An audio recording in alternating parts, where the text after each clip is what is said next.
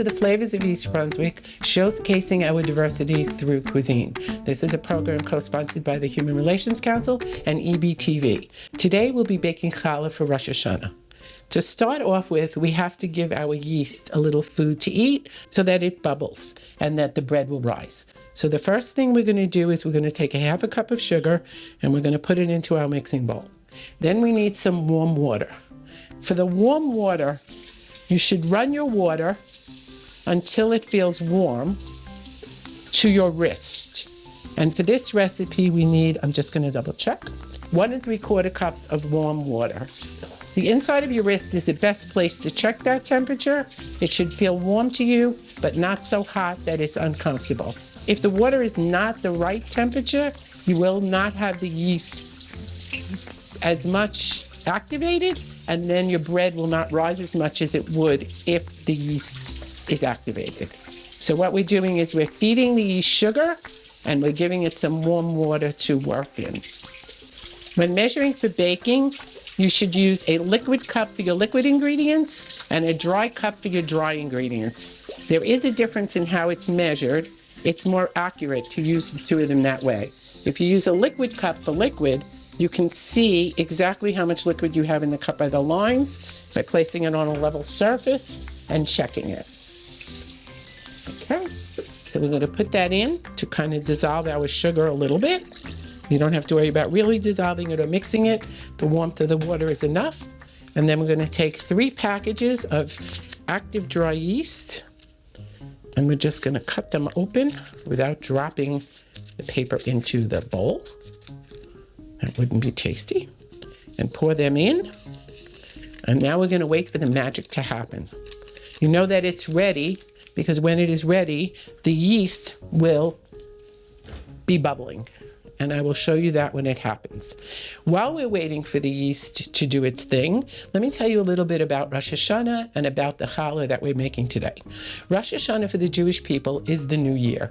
It's the start of a season where between Rosh Hashanah and Yom Kippur, Jews think that God is going to decide what's going to happen for them for the next year. So they go to services and they pray, and they hope that God looks upon them favorably. They ask God for forgiveness for their sins. And then on Yom Kippur, we believe that the book is sealed and your fate for the next year is decided. In addition to praying, we have big family meals, which seems to be a theme for Jewish people. It seems that for most holidays, what we do is we get together and we have big family meals. Challah is a bread that is baked Friday nights every week for the Sabbath, the day of rest. But on Rosh Hashanah, we eat it in a round shape as opposed to the long shape that we usually eat it in, because Rosh Hashanah, we want to celebrate the continuity of life. We want to hope for a good year coming, so we eat round carrot circles, we eat bread shaped in a round shape, and we eat sweet foods. The reason for the sweet foods is we hope for a sweet year. So what we're eating is symbolic of what we're hoping is happening. Some people will add raisins to their challah to make it sweeter. That's not my tradition, so I don't put them in, but it is definitely an option when you're putting in the flour and mixing it. You can throw raisins in and make a raisin challah. You could also put cinnamon in if you want a little cinnamon, or sprinkle it on top before you bake it to give the challah a different flavor and make it sweeter. I don't do that. I make my challah plain, but different traditions from different families, depending on where they came from and what the traditions were in the places that they lived, people make their challah slightly differently. While we're waiting, we can separate the eggs because we're going to need 3 egg yolks to put into it once this is ready. So let's separate our eggs. The best way, I'm going to just move this over here out of the way. The best way to crack an egg is on a flat surface. A lot of people tend to crack it on the edge of a bowl, but that allows shell to get into the egg. So crack it on a flat surface, open it, and now what we're trying to do is put the white in one cup and the yolks in another, because we're only using the yolks. When you're separating eggs, you can just pour them back and forth like this. If you get a little white in your yolk, it's not a problem. If you get a little yolk in your white, if you're cooking something like meringue, that is a problem. It will not allow it to cook as well. So always be more careful about getting yellow in your white than white in your yellow. That's 2 and 3.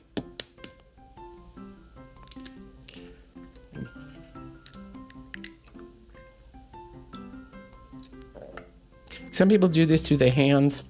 Eggs are messy enough for me without that, so I like to do it with the shell. I know if you watch the cooking shows, all the chefs like to do it through their hands. So it's just about ready. We're also going to need to add to this.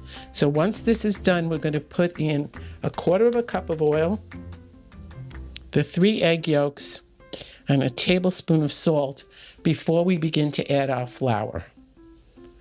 So it has dissolved. If you want to see, the yeast has dissolved.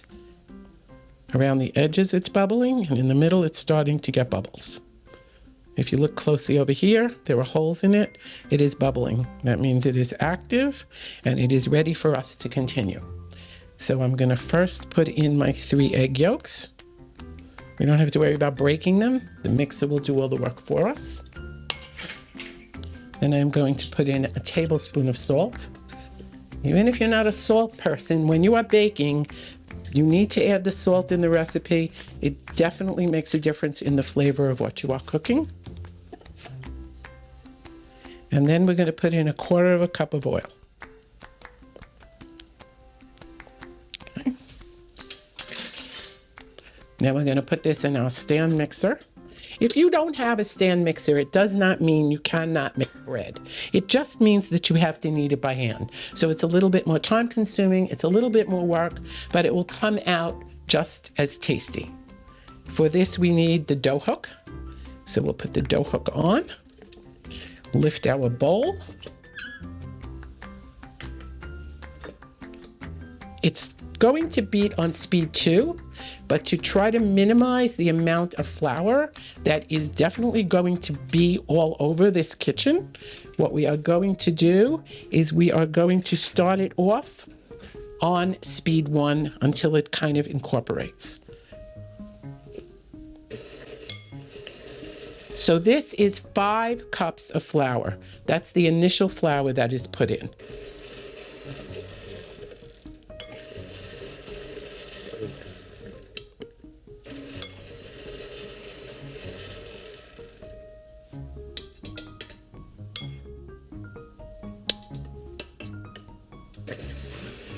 And after each addition, I'm going to try to mix it in a little, like I said, to stop it from splashing.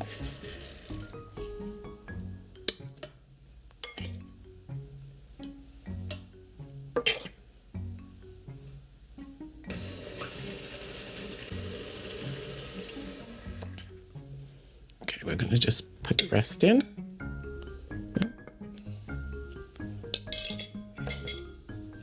Of course, some of it is missed.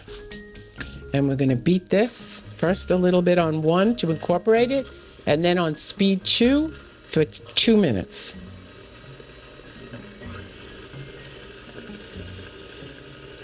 Okay, while we're waiting for that 2 minutes, it's going to need 2 additional cups of flour. So I have measured out the first additional cup here. It's ready. And then we will put in the second cup after this one. Okay, so that has mixed for 2 minutes. So now we are going to add an additional cup of flour. Same thing, a little at a time. Try to minimize the mess.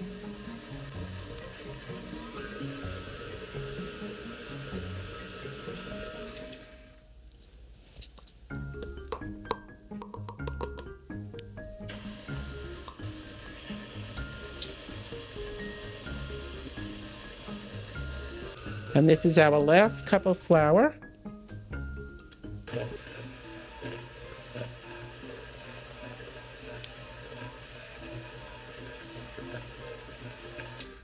This one is usually the messiest. Okay, so now the dough hook will do the work that you would normally have to do by hand, which is kneading the dough for 10 minutes. And then when the 10 minutes is up, I will show you what the dough looks like.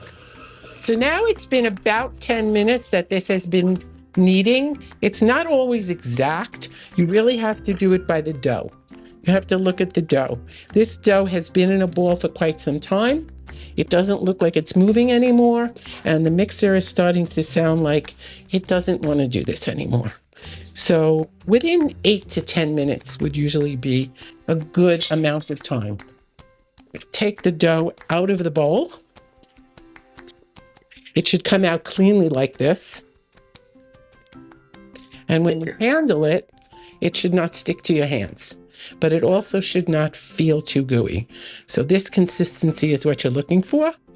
Work it a little bit together to get it into a nice solid ball, because it was a long, thin piece on the hook. So now what you want to do is work it a little, get it into a nice ball like this, and place it in the bottom of your proofing bowl. Then take a paper towel and some oil, and we're going to oil the top. And you're just going to pat it with the oil all over until it looks nice and shiny.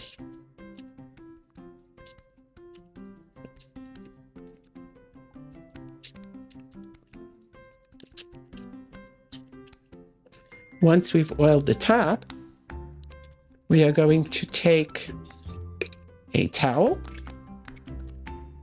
I like to use old linen towels, cover the top of it, and we are now going to set it to proof.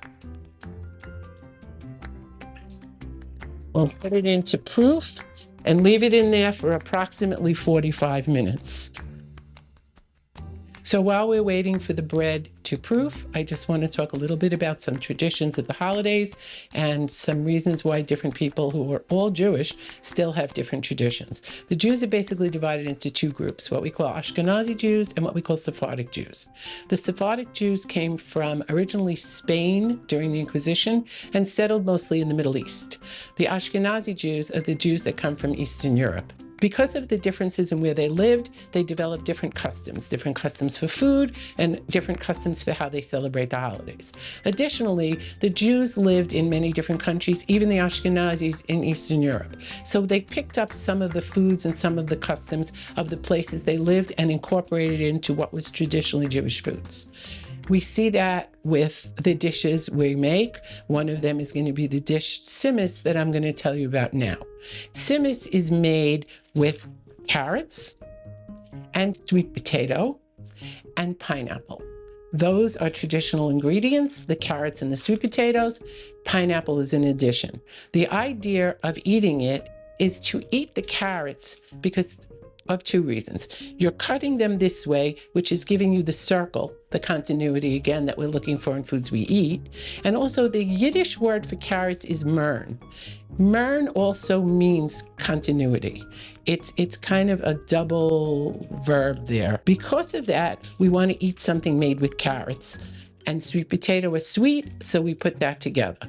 To sweeten it even further, because it's not sweet enough, you would either add honey or brown sugar to this. Also, if you like the taste, you can put in cinnamon, a little lemon, because you need a cut in that sweetness, or pineapple should be added. All of this is chopped up into bite-sized pieces, put into a casserole dish, and baked in the oven until everything is nice and soft, and then it's served as a side dish. So this is one thing that we would eat as part of our meal. The foods that we cook in the meal, if we cook a chicken dish or a meat dish, are also usually cooked in some kind of a sweet and sour sauce. I make a sauce with apricot and orange juice that I put on the chicken with a little garlic powder in it because of that sweetness. So sometimes you'll see dishes that are not traditionally for a holiday, but that are made to give a sweet taste to what you are eating. Okay, so now we're going to take out our dough that has been proofing for an hour.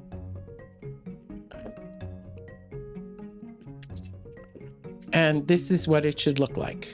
It's doubled in size from what it was when we put it in. When you take it out of the bowl, it is going to shrink. The top of it may feel a little bit dry. Don't worry about that. Just take the dough, roll it all together, put the dry side in, mix it all in, and you're fine. Then we take it and divide it for this recipe into 3 equal clumps. Okay. Now, because it's Rosh Hashanah, it is traditional to eat the bread round. When this bread is made for Friday nights, it's eaten as a long loaf. But for Rosh Hashanah, we eat it round because the idea is that it's the circle of life, it's continuity, it is the new year, so we're hoping for a continuation of the year. So most of the foods we eat, we try to find foods that are round to symbolize that. Take the dough and just roll it in your hands and roll it in your hands until it's pretty even and long.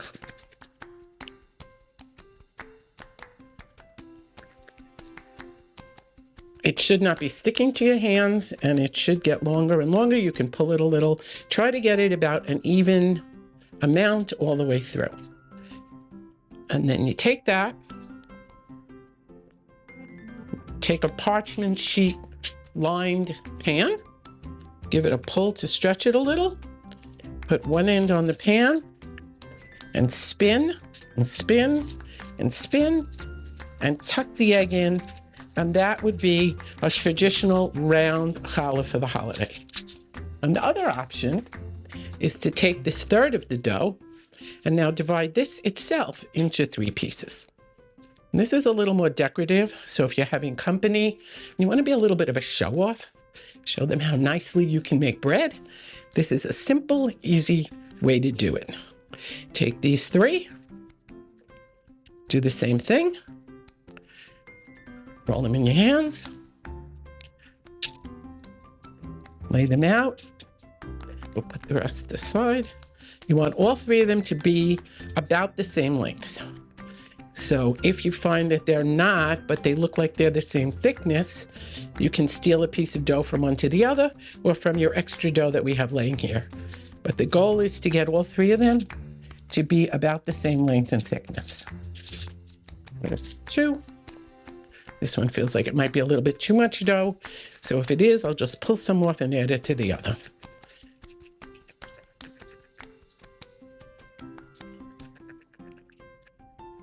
It's a good workout. I always believe cooking is a lot of calories to eat. So to supplement it, get a good workout so you can eat more. Okay, so now we have our 3. It's a little bit extra. I'm going to put it here. And we take them, attach them at the top, and we're going to braid them like you would braid your hair. You can also do it with more than 3, which is really fancy. And it's not hard to braid with more than 3.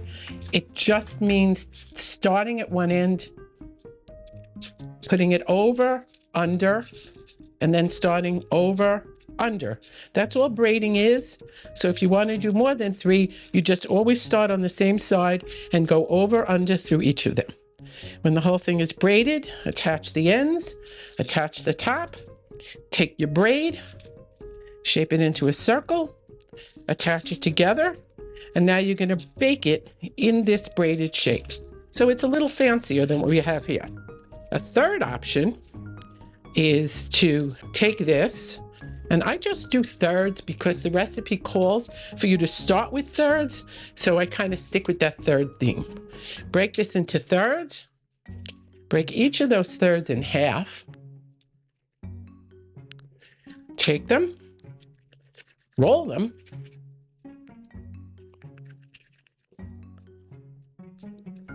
shape them into little circles, and now you have individual rolls so everybody could have their own.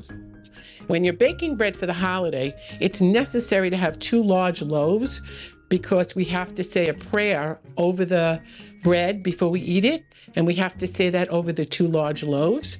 But once you've had those 2 large loaves, and there's nothing saying how big they have to be, so you could have used more dough for the rolls, you can take what's left and do these individual rolls so everybody can have their own roll to eat. After we're done shaping all of this dough, we're going to take it, we're going to cover it again, and we're going to put it back into the oven, and we're going to let it proof or rise for 45 minutes. As I said before, it doesn't have to be done in an oven. It just has to be somewhere warm. I am lucky enough that my oven has a proofing setting, and so I can do it in there. But years ago, I used to do it on top of the refrigerator where it was warm. Any place that's warm. Just think high up is warmer than low down. So you want to put it somewhere high and away from a draft or a vent from an air conditioning in this nice warm weather we are experiencing now. So this is the last one. And we're ready. Spread them out a little so they don't stick when they bake, because they are going to bake right on here. Cover them with a towel. Cover this one and cover this one. And we're just going to put them right back in here. So now it's been 45 minutes to an hour of proofing our dough, and it's ready to be baked. As you can see, they are larger than they were when we put them in. And if you feel them, you will feel that they are softer and they feel lighter. They shifted a little, pulling them in and out, so I'm just going to move them. Sometimes if they are too close on the pan when you cook them, they'll stick together a little bit, but that's okay. Just take your bread knife, cut them apart. We're going to break another egg. This time we're going to use the whole egg to brush the tops of them to give them a nice golden color when they bake. Just gives a nice finished look. You can use just the egg whites that you had left over, but if you do that, they'll just come out shiny. If you use a whole egg like this, you're going to get more of a golden brown look. So we're going to beat the egg. And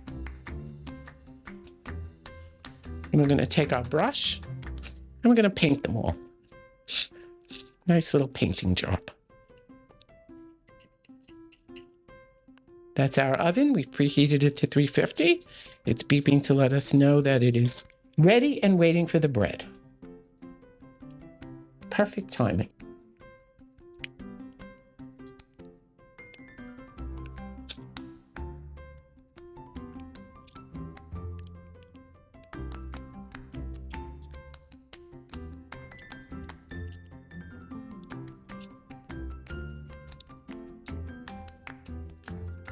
Okay, and into the oven these go.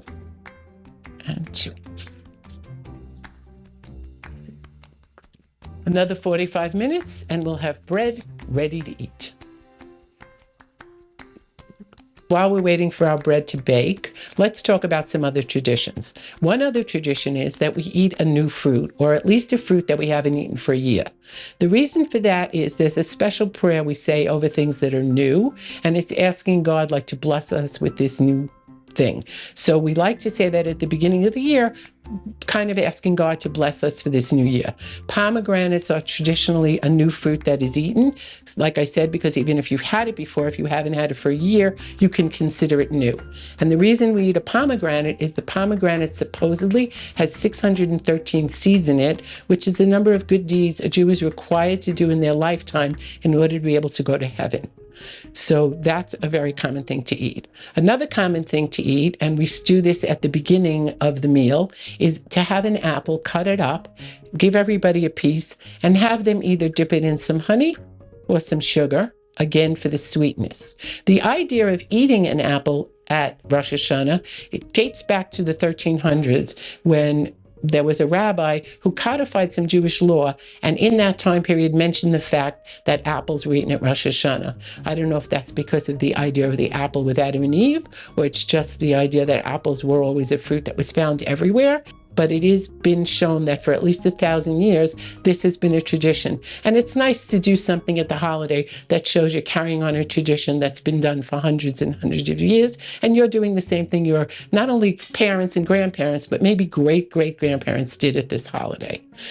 So what we do with apples, besides dipping them in the honey, is very often we'll make an apple cake or an apple pie or an apple honey cake, because it's never sweet enough, to have for dessert. So now it's been another 45 minutes of baking, and the challahs are ready to come out to cool so we can eat them.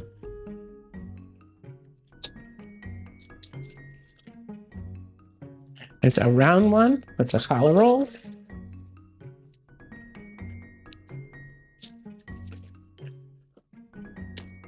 And here's our braided one with the other challah rolls. In order for them to cool faster, I am going to take them off of the hot pans and place them right on the rack, because if we leave them on the hot pans, they won't cool, and you have a chance of the bottoms scorching a little bit because it would still be cooking on the pan. Don't try this at home. It's quite hot.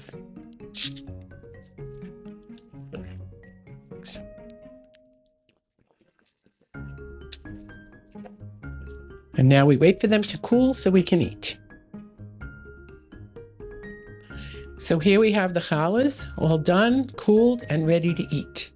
Normally, before we would eat them, we would take the two large ones, hold them together, and traditionally we would say a blessing before cutting them. I just want to mention that these small ones, a fun way to start a family tradition is when you are shaping the dough, break off some small pieces, give them to your kids, and allow them to shape their own little rolls. Put them maybe separately on the side of a tray so they know which are theirs, and then either let them eat them, or if you're having company, they can show off that they made some bread themselves. When we cut this and eat it, because as we are having the new year and eating sweet things, some people dip it in sugar and some people dip it in honey. If it was not the new year, but rather a Sabbath, a day of rest on Saturday, we would dip it in salt before we ate it. So this kind of sets the holiday apart from what we do all year long. Let's take a slice of this and a taste of this. If you were a Sephardic Jew, rather than cutting it up and passing it around the table, you would break it into pieces and toss them to each other around the table. I don't know why. I'm not Sephardic. It's not my custom to throw food, but this is what's done. So first I'll dip a little piece in sugar. Delicious. Warm, soft on the outside, crunchy on the inside. Let's try one in honey also. That's how I normally eat it. Well, even better. Sometimes the shapes don't come out perfect because of the yeast, how it bubbled, how warm the water was, how it rose, the temperature in the house, various factors. But don't worry about that, because regardless of how it looks, it's always going to taste delicious. And once in a while you get lucky and you get that perfect looking challah, as you'll see. I hope that you are inspired to try cuisines from different cultures, and I hope you are also inspired to try some dishes that are different in your own culture. Thank you for joining us today.